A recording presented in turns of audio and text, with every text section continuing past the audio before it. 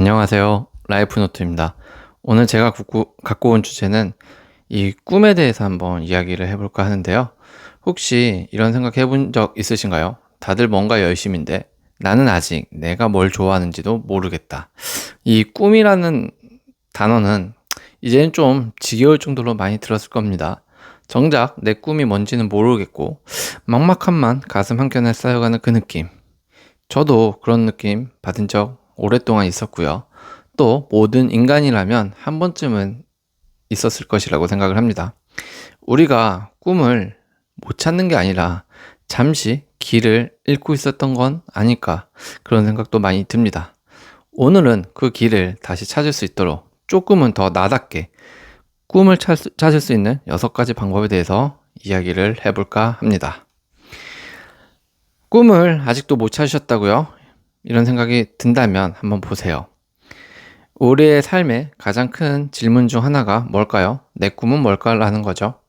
너 꿈이 뭐야? 장래 희망이 뭐니? 라고 아마 수없이 꿈에 대해서 질문을 하기도 하고 받기도 했을 겁니다. 특히 학창 시절에 많이 받았던 질문일 겁니다. 장래 희망을 학교에서 적어서 내라고 한다면 대부분 의사, 판사, 대통령, 선생님, 연예인, 축구선수 등 적어내곤 했을 겁니다. 그런데 이 부분에 대해서 조금 잘 생각을 해보자고요. 왜 저런 것들을 써서 제출했을까요? 깊이 생각해 본 적은 없을 텐데요. 아마 내가 아는 것, 내가 본 것, 내가 들은 것을 적었을 테니까 깊이 생각해 본 적이 없을 겁니다. 어쩌면 제가 오늘 주제에 대해서 결론을 먼저 말씀드렸는지도 모릅니다. 꿈을 찾는 방법은 이와 같이 내가 알고 있는 것에 하나여 정해진다라는 겁니다. 즉, 우리는 꿈을 정하기 위해서 많이 봐야 하고 많이 경험을 해봐야 안다라는 것이죠. 꿈이라는 것은 막연하게 자동으로 찾아지는 게 아닙니다. 계속 자신이 스스로 보려고 노력을 해야 되고 들으려고 경험해 보려고 끊임없이 노력을 해야 얻을 수 있는 해답이라는 것입니다. 그래서 오늘은 꿈을 찾는 6가지 방법을 나름 정리를 해봤습니다. 첫 번째, 남들과의 소음을 끄고 내 마음의 소리를 귀 기울여 봐라. 이런 얘기 되게 진부적이지만 많이 들어봤을 겁니다. 그런데 진부적이지만 정말 깊게 생각을 해봐야 돼요.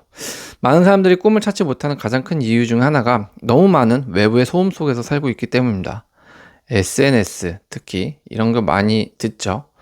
그 속에서 우리는 어느새 남들이 좋아할 내 자신을 찾느라고 내가 진짜 원하는 나를 놓치게 된다는 겁니다. 그럼 어떻게 해야 할까요? 조용한 시간을 한번 일부러 만들어 보자는 겁니다. 하루에 10분이라도 좋습니다. 핸드폰, 유튜브, 사람들 다 잠시 내려놓고 나에게 질문을 정말 던져봐야 합니다. 지금 이 삶이 만족스러운지, 내가 살고 있는 삶이 만족스러운지, 언제 가장 몰입할 수 있는지, 뭐 할 때 시간이 잘 가는지 등을 정말 심도 있게 물어보십시오. 예를 들면 자신이 지금 회사원이고 회사가 나름 좋고 오래 다녔지만 회사가 싫지는 않지만 이게 내 길인가 하는 의문이 좀 들 때가 많을 거라고 생각을 합니다.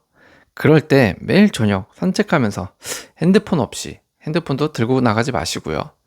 핸드폰 없이 생각하는 시간을 계속 만들어 보라는 겁니다. 어느 날 문득 자신이 책을 읽고 정리할 때 가장 몰입하는 내 자신을 발견한다면 그 후로 블로그에 서평을 쓰기 시작하면 되고요. 1인 디지털 책을 출시해보는 것도 좋습니다. 요새 보면 플랫폼에서 1인도 책을 낼 수 있고 꼭 책이 아니더라도 자신의 수필 같은 걸 올려서 사람들의 반응을 살펴볼 수 있는 공간들이 많아졌습니다. 그렇기 때문에 그런 곳에서 자신의 글솜씨를 뽐내보면 자신의 적성과 해당 분야에 대한 자신의 위치도 객관적으로 알아갈 수 있는 방법이라는 것이죠. 즉, 방법적으로 접근하려면, 그런데 이 방법을 모른다라고 한다면 내 마음의 소리를 귀 기울이는 그런 시간을 가져보라는 겁니다. 두 번째, 다양한 경험 속에서 꿈의 씨앗을 한번 찾아보라는 겁니다. 경험을 안 해보고는 책과 지식만으로는 그것에 대해서 알아볼 수가 없기 때문이죠. 꿈은 머릿속에서만 만들어지지 않습니다. 몸으로 부딪히고 시행착오를 겪으면서 발견되는 경우가 더 많죠. 경험이 중요한 이유가 뭐라고 생각을 하시나요? 경험을 해보면 그게 좋은지 안 좋은지, 나한테 맞는지 안 맞는지 여부를 단순히 알 수 있어서일까요? 틀린 말은 아니겠지만 더 궁극적인 이유는 단순하게 말해서 우리는 경험하지 않은 걸 좋아할 수 없기 때문일 겁니다. 제 친구 같은 경우를 조금 예로 한번 들어보자면 제 친구 중에 의류 디자이너가 있습니다. 그 친구는 대학교 시절 디자인 학과를 나온 것은 아니었지만 스스로 꿈을 찾아보려고 아르바이트로 의류회사에서 인턴 같은 아르바이트를 했었습니다. 대학 등록금도 혼자 벌어서 내는 친구였는데 돈이 필요로 한 친구는 맞았습니다. 근데 그 친구는 아르바이트를 항상 할 때마다 돈을 많이 주는 아르바이트보다는 자신에게 경험이 되는 것을 기준으로 아르바이트를 구하는 친구였습니다. 이제 보면 현명한 것이죠. 우리는 시급 따라갔었죠. 근데 아무튼 그 친구는 그렇게 의류회사에서 창고 정리와 사무 전반적인 보조 업무를 하는 친구여서 어깨 너머로 모든 부서에서 하는 일을 대충으로 간접적으로 경험도 할 수 있고 들을 수 있었던 거죠. 모르는 건 물어볼 수도 있고, 왜냐하면 또 아르바이트생이다 보니까 가볍게 직원들이 잘 알려준다라는 거죠. 그는 그런 부분을 하나도 놓치지 않았던 거죠. 그중 디자인 업무가 그 친구 마음을 사로잡았고 그 친구는 진로를 선택할 수 있었습니다. 지금은 웬만하게 이름만 말하면 아는 그런 의류한 브랜드 회사에서 디자인 업무를 하고 있습니다. 저는 이 친구를 보면서 늘 말을 하고 싶고 주변 사람들에게 그리고 제 자신 스스로에게도 한번 되물었던 적이 있던 것 같아요. 경험이 정말 중요하구나라는 것을. 그러니까 우리는 정말 억지로 다양한 경험 속에서라고 이렇게 쉽게 말하지만 이 다양한 경험은 스스로 찾지 않으면 절대 할 수가 없다라는 겁니다. 스스로 찾지 않으면 절대 다양한 경험은 누가 대신 해주질 않습니다. 제발 다양한 경험을 하기 위해서 스스로 멀리 나가서 찾으십시오. 세 번째, 어린 시절로 시간 여행을 한번 떠나보는 것도 좋습니다. 어린 시절의 선택 기준은 지금의 선택 기준과 달랐을 수도 있으니까요. 나 어릴 때 뭐 좋아했지? 이 질문이 의외로 중요한 단서가 됩니다. 어릴 때의 관심사는 타인의 시선이나 돈보다 진짜 내가 좋아하는 것에 가까울 가능성이 클 겁니다. 잘 생각해보면 지금의 직업을 선택하는 기준, 아마 돈일 가능성이 크죠? 그리고 내가 고른 직업으로 오래 일했을 때 미래를 따져보는 것도 연봉이 어디까지 오를 수 있는지를 가장 큰 기준으로 자리 잡고 있을 거라고 생각을 합니다. 일반화하는 건 아니지만요. 오래 일했을 때 미래를 따져보는 것도 이런 것도 다 좋죠. 당연히 따져야죠. 이게 당연하죠. 지금 같은 고물가 시대, 지금 같은 집값이라면 돈을 기준으로 안 할래야 안 할 수가 없을 겁니다. 하지만 우리 직업의 미래성을 고려할 때 장기적으로 일을 할 수 있느냐를 많이 따지기도 할 텐데요. 바로 내가 어떤 일을 장기적으로 할 수 있느냐는 누가 뭐라 해도 내가 좋아하는 것에 가까울 때 제일 가능성이 클 거라고 생각을 합니다. 내가 지금 법대로 나왔지만 어릴 땐 미술 그리는 것을 매우 좋아하고 소질이 있다는 말을 들었을 수도 있습니다. 내가 지금 직업은 마케팅 업무를 하고 있지만 어릴 땐 사진 찍는 것을 좋아하는 사람이었을 수도 있죠. 자신이 지금 배관공으로 일하고 있지만 어릴 땐 노래를 좋아하고 잘한다는 말을 듣던 사람일 수도 있습니다. 어떤 이는 이런 말을 하면 참 세월 좋은 소리 한다라고 말할 수도 있습니다. 먹고 살기도 힘든 세상에서 내가 좋아하는 것을 찾는다는 말이 누구에게 사치로 느껴질 수 있다는 것이죠. 그런데 때론 그런 사치적인 생각이 자신을 말도 안 되는 곳으로 데려다 줄 수 있다는 것 때문에 항상 어린 선택의 기준도 생각을 해봐야 됩니다. 기준이 지금과 다르다. 어린 시절 나는 어땠는지 한번 되돌아보는 것도 꿈을 찾아줄 수 있는 방법 중에 하나일 겁니다. 네 번째로는 기록으로 나를 본다라는 말이 있는데요. 어떻게 보면 이 기록이 일기장이 될 수도 있고요. 다른 형태가 될 수도 있습니다. 기록은 어찌됐든 간에 자신을 객관적으로 바라보게 만들 수 있는 힘이 된다는 것이죠. 사람은 생각보다 자기 자신을 잘 모릅니다. 그래서 나는 뭘 좋아하는지, 어떤 환경에서 잘하는지도 헷갈려하는 경우가 좀 많죠. 그래서 추천하는 건 자신을 한번 기록해 보라는 겁니다.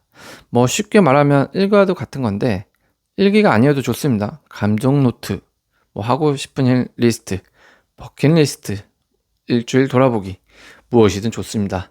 한 외국의 심리 상담사가 자신의 직업을 선택한 순간에 대해서 말했던 적이 있는데요. 그 사람은 자신이 1년간 좋아했던 순간을 일기로 썼다고 합니다. 어디서 누구와 대화를 했고 어떤 활동 등을 할 때 좋은 감정이 들었는지 감정을 기록했다고 합니다. 사건을 기록한 게 아니라 감정을 기록했다고 합니다. 어떻게 보면 감정 노트라고 해야겠네요. 사건을 기록한 게 아니라 감정을 기록했으니까 감정 노트겠네요. 어쨌든 1년 뒤 노트를 펼쳐보니 놀랍게도 대부분이 사람들과 대화를 하고 문제를 풀어주는 순간들이 많았다고 하네요. 그는 그 경험을 기반으로 심리상담사 공부를 시작을 해서 심리상담사가 되었고 더 깊게 공부하고 싶어서 심리학 쪽으로 박사학위까지 취득해서 그 분야에서 전문가도 되고 일에 대한 만족도도 높은 상태라고 했습니다. 저는 이 사례에서 알려주는 것은 기록은 바로 마음을 거울처럼 비춰주는 도구라는 겁니다. 기록은 굉장히 중요합니다. 자신의 마음을 거울처럼 비춰준다. 저는 이 말이 참 듣기 좋은 것 같아요. 내가 지금 떡볶이를 좋아한다고 써보세요. 그리고 1년 있다가 보면 현재 자신은 떡볶이를 싫어하는 사람이 되어 있을 수도 있다는 것이죠. 왜냐하면 수많은 일과 핵심적인 계기로 떡볶이가 싫어질 수도 있고요. 오히려 반대로 더 깊게 좋아할 수도 있다는 것이죠. 그러니까 기록으로 남겨놓고 보면 자신을 더 객관적으로 판단할 수 있는 근거가 될 수 있다는 겁니다. 5번째로는 이거는 늘 하는 말이지만 타인의 꿈을 비교하지 말라.